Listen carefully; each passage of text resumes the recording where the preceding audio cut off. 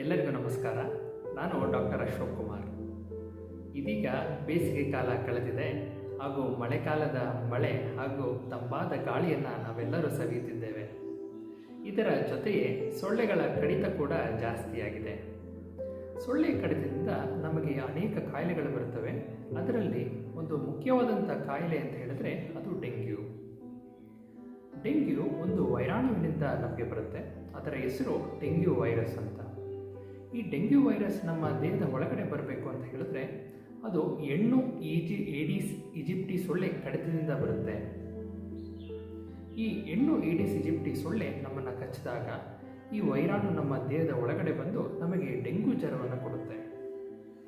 ನಾವು ಎಲ್ಲ ಬಹುಶಃ ಅಂದ್ಕೊಂಡಿರ್ಬೋದು, ಸೊಳ್ಳೆ ಬದುಕಲಿಕ್ಕೆ ನಮ್ಮನ್ನು ಕಚ್ಚಿದಾಗ ಮಾತ್ರ ಸಾಧ್ಯ ಅಂತ.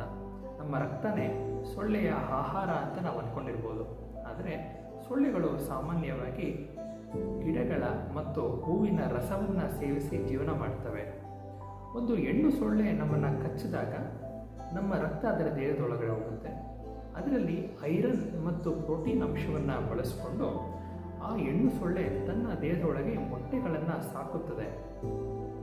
ಮೊಟ್ಟೆ ಸಾಕಿ ಪೋಷಣೆ ನೀಡಿದ ಮೇಲೆ ನಮ್ಮ ಮನೆ ಸುತ್ತಮುತ್ತ ಅಂದರೆ ಒಂದು 100 ಮೀಟರ್ ಒಳಗಡೆ ಎಲ್ಲಾದರೂ ಹೊಸ ನೀರು ಸಿಕ್ಕಿದ್ರೆ, ಅದು ತಂಪಾದ ಜಾಗದಲ್ಲಿದ್ದರೆ ಈ ಸೊಳ್ಳೆ ಹೋಗಿ ಕನಿಷ್ಠ ಪಕ್ಷ 100-200 ಮೊಟ್ಟೆಗಳನ್ನು ಇಡುತ್ತೆ. ಈ ಮೊಟ್ಟೆಗಳು ಮುಂದೆ ಲಾರ್ವಗಳಾಗ್ತವೆ. ಲಾರ್ವಗಳು ಪ್ಯೂಪ ಆಗುತ್ತೆ. ಪ್ಯೂಪ ಬಂದು ಇನ್ನೊಂದು ಸೊಳ್ಳೆ ಆಗುತ್ತೆ. ಈ ರೀತಿ ಒಂದು ಸೊಳ್ಳೆ 100 ಸೊಳ್ಳೆ ಆಗುತ್ತೆ, 100 1000 ಸೊಳ್ಳೆ ಆಗುತ್ತೆ. ಈ 1000 ಸೊಳ್ಳೆ ನಮ್ಮನ್ನು ಕಚ್ಚಿದಾಗ ಎಲ್ಲೆಲ್ಲೂ ಡೆಂಗ್ಯೂ ಕಾಯಿಲೆಗಳು ಹರಡ್ತವೆ. ಡೆಂಗ್ಯೂ ಕಾಯಿಲೆ ಬಂದಾಗ ಒಂದು 100 ಜನಕ್ಕೆ ಡೆಂಗ್ಯೂ ಕಾಯಿಲೆ ಬಂತು ಅಂತ ಹೇಳಿದ್ರೆ ಅದರಲ್ಲಿ ಒಂದು 80 ಜನಕ್ಕೆ ಯಾವುದೇ ಲಕ್ಷಣಗಳಿರೋದಿಲ್ಲ.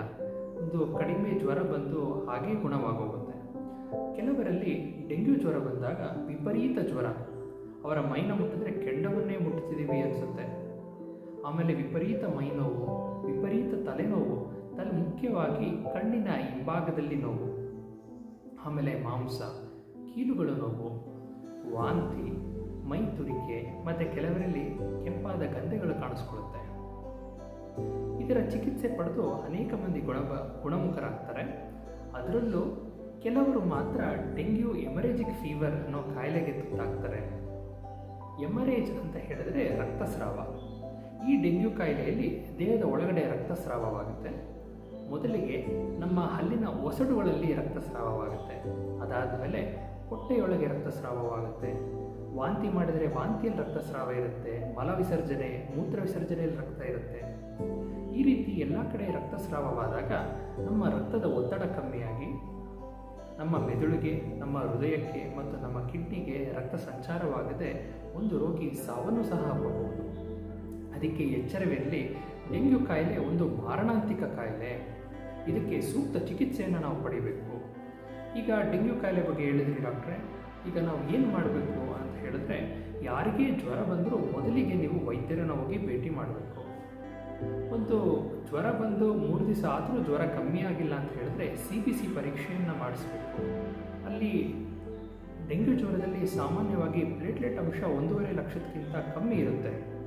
ಹಾಗೂ ಇದು ಡೆಂಗ್ಯೂ ಅಂತ ಖಚಿತಪಡಿಸ್ಕೊಳ್ಳಿಕ್ಕೆ ಎಲಿಸಾ ಮತ್ತು NS1, IgM, IgG ಅಂತ ರಕ್ತದ ಕಾರ್ಡ್ ಟೆಸ್ಟ್ಗಳಿದೆ. ಇದರಿಂದ ಡೆಂಗ್ಯೂ ರೋಗ ಹೌದಾ ಇಲ್ವಾ ಅಂತ ನಾವು ಖಚಿತಪಡಿಸ್ಕೋಬೋದು. ಈಗ ಡೆಂಗ್ಯೂ ಕಾಯಿಲೆಗೆ ಏನು ಚಿಕಿತ್ಸೆ ಅಂತ ಹೇಳೋದಾದರೆ, ಇದಕ್ಕೆ ಸೂಕ್ತವಾದಂಥ ಚಿಕಿತ್ಸೆ ಇಲ್ಲ. ಇದು ಏನೇ ಇದ್ದರೂ ನಾವು ಸಪೋರ್ಟಿವ್ ಟ್ರೀಟ್ಮೆಂಟ್ ಕೊಡ್ತೀವಿ. ಅಂದರೆ ಒಬ್ಬರು ಡೆಂಗ್ಯೂ ಕಾಯಿಲೆ ಬಂದಾಗ ಅವರಿಗೆ ಫ್ಲೂಯಿಡ್ಸ್ ಕೊಡುವಂಥದ್ದು, ಪ್ಯಾರಾಸಿಟಮಾಲ್ ಕೊಡುವಂಥದ್ದು ಹಾಗೂ ಪೇಷಂಟನ್ನು ಮಾನಿಟರ್ ಮಾಡಿ ಚಿಕಿತ್ಸೆಯನ್ನು ಕೊಡುವಂಥದ್ದನ್ನು ಮಾಡ್ತೀವಿ. ಅನೇಕ ಬಾರಿ ಡೆಂಗ್ಯೂ ಎಮರೇಜಿಕ್ ಫೀವರ್ ಆದಾಗ ನಮ್ಮ ದೇಹದ ಪ್ಲೇಟ್ಲೆಟ್ ಅಂಶ ತುಂಬ ಕಮ್ಮಿಯಾಗಿ ರಕ್ತಸ್ರಾವ ಹೆಚ್ಚಾಗಿರುತ್ತೆ. ಅದಕ್ಕೆ ಆಸ್ಪತ್ರೆಯಲ್ಲಿ ದಾಖಲಾಗಿದ್ದಾಗ ನಾವು ಪ್ಲೇಟ್ಲೆಟ್ ಅಂಶವನ್ನು ರೋಗಿ ಕೊಡಬೇಕಾಗತ್ತೆ. ಈಗ ಒಂದು ಡೆಂಗ್ಯೂ ಕಾಯಿಲೆಯನ್ನು ನಿರ್ಮೂಲನೆ ಮಾಡಬೇಕು, ಡೆಂಗ್ಯೂ ರೋಗಿಗೆ ಸಹಾಯ ಮಾಡಬೇಕು ಅಂದರೆ ನಾವೆಲ್ಲರೂ 6 ತಿಂಗಳಿಗೆ 1 ಬಾರಿ ಆದರೂ ರಕ್ತದಾನ ಮಾಡಬೇಕು. ರಕ್ತದಾನ ಮಾಡಿದಾಗ ಅದರಲ್ಲಿ ಪ್ಲೇಟ್ಲೆಟ್ ಅಂಶವನ್ನು ತೆಗೆದು ರೋಗಿಗೆ ಕೊಡ್ತಾರೆ. ಆಗ ರೋಗಿ ಗುಣಮುಖನಾಗ್ತಾನೆ. ಹಾಗೂ ಅನೇಕ ಬೇರೆ ರೀತಿಯ ಆಕ್ಸಿಡೆಂಟ್ ಇರ್ಬೋದು, ರಕ್ತಸ್ರಾವಗಳಿರ್ಬೋದು, ಅಲ್ಲಿಗೆ ನಮ್ಮ ರಕ್ತದ ಉಪಯೋಗಗಳಾಗ್ತವೆ. ಈ ಡೆಂಗ್ಯೂ ಕಾಯಿಲೆಯನ್ನು ನಿರ್ಮೂಲನೆ ಮಾಡಬೇಕು ಅಂತ ಹೇಳಿದ್ರೆ ನಾವು ಮೊದಲಿಗೆ ಈ ಡೆಂಗ್ಯೂ ಸೊಳ್ಳೆ ಅಂದರೆ ಏಡಿಸ್ ಈಜಿಪ್ಟಿ ಸೊಳ್ಳೆ ಕಡಿತದಿಂದ ನಮ್ಮನ್ನು ನಾವು ತಪ್ಪಿಸ್ಕೊಳ್ಬೇಕಾಗತ್ತೆ. ನಾವು ಯಾವಾಗಲೂ ಕೈ ಮತ್ತು ಕಾಲು ತುಂಬ ಬಟ್ಟೆಯನ್ನು ಹಾಕ್ಕೊಂಡು ನಮ್ಮ ಕೈ ಮತ್ತು ಕಾಲುಗಳ ಮುಖಗಳಿಗೆ ಮಸ್ಕಿಟೋ ರಿಪೆಲೆಂಟ್ ಕ್ರೀಮ್, ಒಡಮೋಸ್ ಅಂತ ಕ್ರೀಮ್ನ ಹಚ್ಕೊಬೋದು. ಇಲ್ಲ ಅಂತ ಹೇಳಿದ್ರೆ ಮಲಗುವಾಗ ಸೊಳ್ಳೆ ಪರದೆಯನ್ನು ಉಪಯೋಗಿಸ್ಕೊಳ್ಳುವಂಥದ್ದು, ವೇಪರೈಸರ್ಗಳನ್ನ ಉಪಯೋಗಿಸ್ಕೊಳ್ಳುವಂಥದ್ದು, ಕಾಯಿಲ್ಗಳನ್ನು ಉಪಯೋಗಿಸ್ಕೊಳ್ಳುವಂಥದ್ದು ಮಾಡೋದು. ಮತ್ತು ನಮ್ಮ ಮನೆಯ ಕಿಟಕಿ ಮತ್ತು ಬಾಗಿಲುಗಳಿಗೆ ಸೊಳ್ಳೆ ಪರದೆ ಮೆಶ್ ಬರುತ್ತೆ, ಅದು ತುಂಬ ಕಡಿಮೆ ಬೆಲೆಯಲ್ಲೇ ಸಿಗುತ್ತೆ, ಅದನ್ನು ಅಳವಡಿಸುವಂಥದ್ದು ಮಾಡಬೇಕಾಗುತ್ತೆ. ಈಗ ಇದನ್ನು ನಾವು ನಿರ್ಮೂಲನೆ ಮಾಡಲಿಕ್ಕೆ ಈ ಸೊಳ್ಳೆಯನ್ನು ನಾವು ಕಡಿಮೆ ಮಾಡಬೇಕಾಗುತ್ತೆ. ಸೊಳ್ಳೆಗಳ ಸಂಖ್ಯೆಯನ್ನು ನಾವು ಕಮ್ಮಿ ಮಾಡಬೇಕು.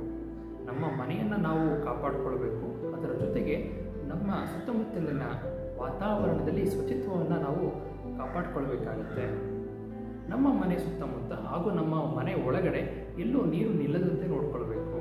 ನಾವು ಸಾಮಾನ್ಯವಾಗಿ ರೋಗಿಗಳ ಮನೆ ಭೇಟಿ ಮಾಡಿದಾಗ ಅವರ ಮನೆಯಲ್ಲಿರುವ ಹೂವಿನ ಕುಂಡ, ಅದರ ಕೆಳಗಡೆ ಪ್ಲೇಟ್ ಇರುತ್ತೆ, ಅಲ್ಲಿ ನೀರಿರುತ್ತೆ. ಹಾಗೂ AC ಅಥವಾ ಕೂಲರ್ ಹಿಂಭಾಗದಲ್ಲಿ ನೀರಿರುತ್ತೆ, ಫ್ರಿಡ್ಜ್ ಹಿಂಭಾಗದಲ್ಲಿ ನೀರಿರುತ್ತೆ. ಮತ್ತು ಮನೆ ಹಿಂದ್ಗಡೆ ಟೈರ್ಗಳಿರ್ತವೆ, ತೆಂಗಿನ ಮಟ್ಟೆಗಳಿರ್ತವೆ, ಹಾಗೂ ಒಳಕಲ್ಲಿರ್ತವೆ, ಇದರಲ್ಲೆಲ್ಲ ನೀರಿರುತ್ತೆ. ಇದನ್ನು ಹಾಗೆ ಬಿಟ್ಬಿಟ್ಟಿರ್ತಾರೆ. ಇಲ್ಲಿ ನೀರು ಮಳೆ ಬಂದಾಗ ನೀರು ತುಂಬಿ ಅದರಲ್ಲಿ ಲಾರ್ವಗಳು ಬಂದು ಲಾರ್ವಗಳು ಪ್ಯೂಪಗಳು ತಿರ್ಗಾ ಸೊಳ್ಳೆಯಾಗಿ ನಮಗೆ ಡೆಂಗ್ಯೂ ಕಾಯಿಲೆಗಳನ್ನು ಕೊಡ್ತವೆ. ಅದಕ್ಕೆ ನಮ್ಮ ಸುತ್ತಮುತ್ತಲಿನಲ್ಲಿ ಎಲ್ಲಿ ನೀರು ಸೇರಿಕೊಳ್ಳುತ್ತೆ ಅಲ್ಲಿ ವಾರಕ್ಕೊಮ್ಮೆಯಾದರೂ ನೀರನ್ನು ನಾವು ಬದಲಾಯಿಸಬೇಕು. ನೀರು ನಿಲ್ಲದಂತೆ ನಾವು ನೋಡ್ಕೊಳ್ಬೇಕು. ಈಗ ಬಾವಿ ಇದೆ, ಕೆರೆ ಇದೆ, ಕೋರೆ ಇದೆ, ಅಲ್ಲಿ ನೀರು ಬದಲಾಯಿಸೋಕ್ಕಾಗೋದಿಲ್ಲ ಅಂತ ಹೇಳಿದ್ರೆ ಗಪ್ಪಿ ಮತ್ತು ಗಂಬೂಸಿಯ ಮೀನುಗಳನ್ನು ಅಲ್ಲಿ ಬಿಡ್ಬೋದು. ಈ ಮೀನುಗಳು ಎಲ್ಲಿ ಸಿಗುತ್ತೆ ಅಂತ ಹೇಳಿದ್ರೆ ನಿಮ್ಮ ಮನೆಯ ಹತ್ತಿರದ ಪ್ರಾಥಮಿಕ ಆರೋಗ್ಯ ಕೇಂದ್ರ ಆಗಿರ್ಬೋದು, ಇಲ್ಲ ಡಿಸ್ಟ್ರಿಕ್ಟ್ ಸರ್ವೆಲೆನ್ಸ್ ಯೂನಿಟ್, ಇಲ್ಲಿ ಹೋಗಿ ಗಪ್ಪಿ ಗಂಬೂಸಿಯ ಮೀನುಗಳನ್ನ ಪಡೆದುಕೊಂಡು ಕೆರೆ, ಬಾವಿ, ಟ್ಯಾಂಕ್ಗಳು, ಕೋರೆಗಳಲ್ಲಿ ಬಿಡ್ಬೋದು. ಈ ಗಪ್ಪಿ ಗಂಬೂಸಿಯ ಮೀನುಗಳು ಈ ಸೊಳ್ಳೆಯ ಲಾರ್ವಾ ಹಾಗೂ ಪ್ಯೂಪಗಳನ್ನು ತಿಂದು ಸೊಳ್ಳೆಗಳ ಸಂಖ್ಯೆಯನ್ನು ಕಮ್ಮಿ ಮಾಡುತ್ತೆ ಹಾಗೂ ಈ ರೋಗವನ್ನು ನಾವು ನಿರ್ಮೂಲನೆ ಮಾಡ್ಬೋದು. ಡೆಂಗ್ಯೂ ರೋಗ ನಿಯಂತ್ರಣ ಮತ್ತು ನಿರ್ಮೂಲನೆಯಲ್ಲಿ ನಿಮ್ಮೆಲ್ಲರ ಪಾತ್ರ ತುಂಬ ಇದೆ. ಮನೆ ಸುತ್ತಮುತ್ತ ಶುಚಿತ್ವವನ್ನು ಕಾಪಾಡುವಂಥದ್ದು, ನಿಯಮಿತವಾಗಿ ರಕ್ತದಾನವನ್ನು ಮಾಡುವಂಥದ್ದು ಹಾಗೂ ಮುಖ್ಯವಾಗಿ ಡೆಂಗ್ಯೂ ಕಾಯಿಲೆ ಬಗ್ಗೆ ಮಾಹಿತಿಯನ್ನು ಹಂಚಿಕೊಳ್ಳುವುದು. ನಮ್ಮ ಕುಟುಂಬದವರು, ಸ್ನೇಹಿತರಿಗೆ ಈ ವಿಡಿಯೋವನ್ನು ಶೇರ್ ಮಾಡುವಂಥದ್ದು ಮಾಡಿದಾಗ ಡೆಂಗ್ಯೂ ಕಾಯಿಲೆ ಬಗ್ಗೆ ಮಾಹಿತಿ ಜನರಲ್ಲಿ ಹರಡುತ್ತೆ ಹಾಗೂ ಈ ರೋಗವನ್ನು ನಾವು ನಿರ್ಮೂಲನೆ ಮಾಡಬಹುದು. ಈ ರೀತಿ ಆರೋಗ್ಯಕರ ಮಾಹಿತಿಯನ್ನು ಪಡೆಯಲಿಕ್ಕೆ ಈ ಯೂಟ್ಯೂಬ್ ಚಾನಲ್ ಸಬ್ಸ್ಕ್ರೈಬ್ ಆಗಿ ಸದೃಢ ಭಾರತವನ್ನು, ಆರೋಗ್ಯಕರ ಭಾರತವನ್ನು ನಾವು ಕಟ್ಟೋಣ. ಜೈ ಹಿಂದ್.